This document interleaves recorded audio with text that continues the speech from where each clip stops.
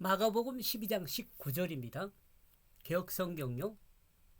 선생님이여 모세가 우리에게 써주기를 사람의 형이 자식이 없어 아내를 두고 죽거든 그 동생이 그 아내를 취하여 형을 위하여 후사를 세울지니라 하였나이다.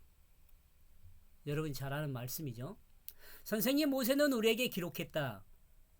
너무도 당당하게 예수님을 부르면서 부활에 대한 부정적인 의견을 모세가 기록한 이야기를 통해 말하고 있습니다. 이스라엘 백성에게 최고의 권위를 가진 모세 오경의 내용을 통해 자신들이 생각하는 신앙 개념에 부활이 없다는 그것을 주장하고 있습니다. 신명기 25장 5절요. 형제가 동거하는데 그중 하나가 죽고 아들이 없거든 그 죽은 자의 아내는 나가서 타인에게 시집가지 말 것이요 그 남편의 형제가 그 아내에게로 들어가서 그를 취하여 아내를 삼아 그의 남편의 형제된 의무를 그에게 다 행할 것이요. 그 다음에 6절요.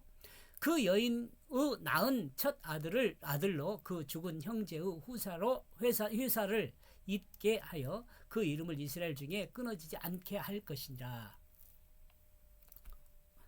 사두개인들이 그 예를 들어서 부활을 부정하면서 예를 든 말입니다.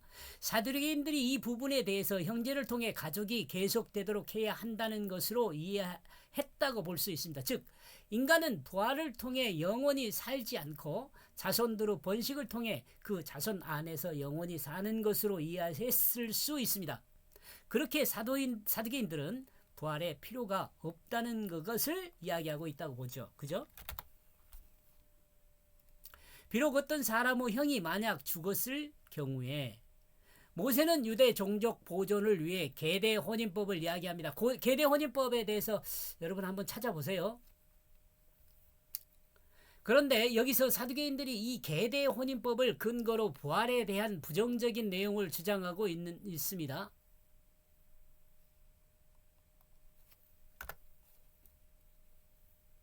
즉 인간이 부활했을 때 인간의 삶에 대한 이해가 당시의 현재 개념을 가지고 있기 때문에 이 부분에 대해서 오해가 있는 것으로 알 수 있습니다. 사두개인들이 오해한 것이란 말이에요. 사람이 죽어서 부활한다면 우리는 어떻게 될까? 여러분 어떻게 생각하세요? 사두개인들은 이 부분을 생각하는 과정에서 모세를 통해 하나님께서 명령한 계대 혼인법의 모순을 발견한 것입니다. 그러므로 사두개인들은 모세를 통해 준 하나님의 말씀은 틀릴 수 없다는 믿음 아래 부활은 있을 수 없다고 단언하고 있는 겁니다. 이게 모세가 기록한 그 말이 틀리지 않기 때문에 부활이라는 건 있을 수 없다 이렇게 말하는 거예요. 또한 예수님도 동조하기를 유도하고 있습니다. 사두개인들은요.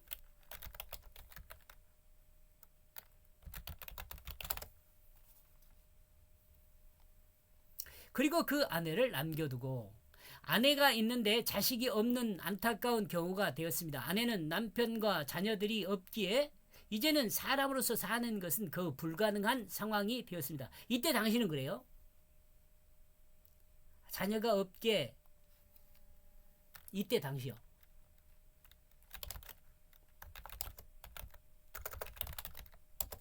그때 당시에는 과부로 사는 거 거의 불가능해요. 사는 게. 과부 혼자로 사는 게. 왜냐하면 직업을 가질 수가 없거든요. 이런 직업을 가지고 수 없다는 것은 생산이 없다는 거거든요. 이런 불합리한 점을 해결하기 위해 하나님은 신명기 25장 5절과 같은 말씀으로 지시하신 것입니다. 제가 앞에 읽어드렸죠? 25장 5절 6절요. 그리고 그 자식이 없이 그의 그 동생이 그를 위하여 그의 아내로 취해야 할 것이다. 당시 시대가 아니고 시대요. 당시 시대는 여자 혼자서 세상을 살아가는 것은 그 불가능한 일이었습니다. 그러므로 동생은 형의 아내를 취하여 자녀를 생산하고 그 자녀를 형의 이름으로 보존하는 방법이 생긴 것입니다. 우리는 이를 계대 혼인법이라고 해요. 그리고 그 자신의 그 형에게 후사를 세워야 할 것이다.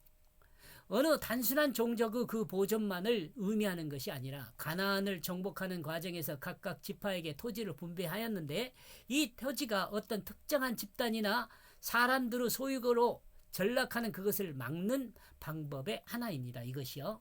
현대를 살아가는 사람들은 재산을 물려주기 위해 세상의 법을 이용하기도 하지만 하나님은 각 지파에게 분배된 토지는 절대적으로 지파에서 보존해야 한다는 그것을 강조하기 위하여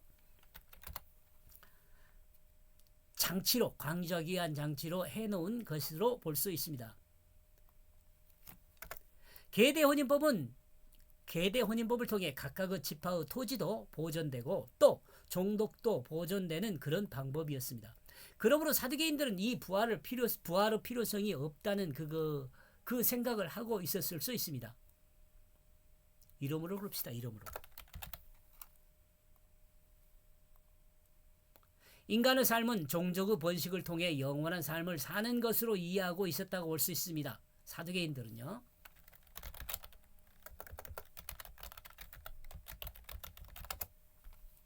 이러므로 사두개인들에게 부활은 필요도 의미도 없는 것입니다. 이러므로 이들은 현재 캐세라세라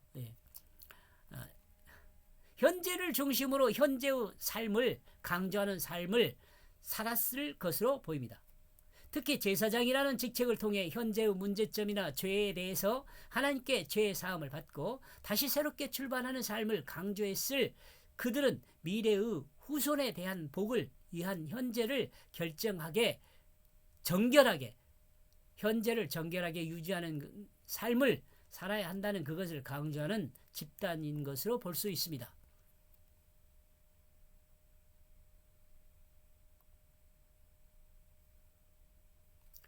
죄에 대한 그 사죄함은요, 성전 제사입니다. 성전 제사고요. 그 다음에 새롭게 출발하는 삶, 이것은요, 율법을 행함으로예요.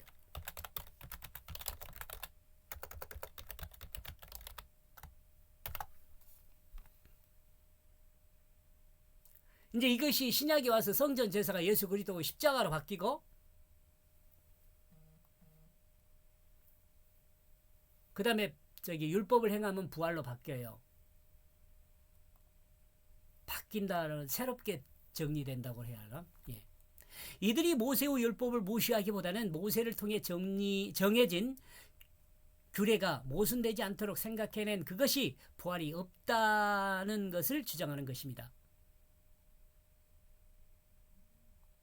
만약 부활이 있게 되면 모세를 통해 규정된 후사를 세우는 계대 혼인법의 그 규례가 모순되기 때문에 부활은 없어야 한다는 이들의 주장입니다. 이렇게 해서 19절의 내용을 제가 번역한 걸로 정리하면은요. 선생님, 모세는 우리에게 했다.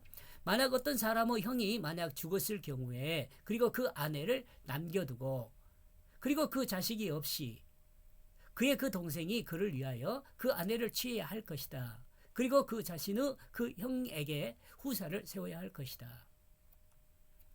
사두개인들은 모세의 기록을 근거로 부활의 부당함을 주장합니다.